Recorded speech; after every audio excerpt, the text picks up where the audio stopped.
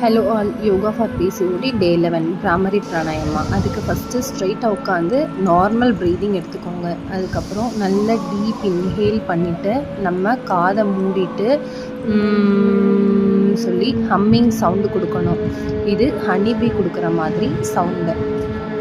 Inhale மூச்சு இழுக்கிறத விட exhale பண்ணுறது, மூச்சு விடுறது ரொம்ப அதிகமாக இருக்கணும்.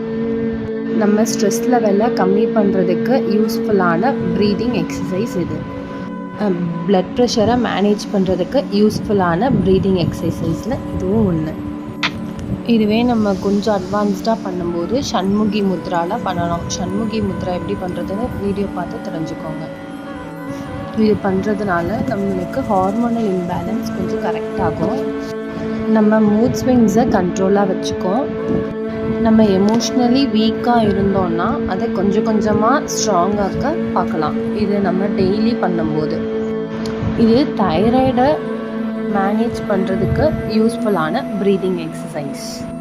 இது நம்ம டெய்லி ஒரு 5 minutes பண்ணுறதுல நல்ல சேஞ்ச் தெரியும்.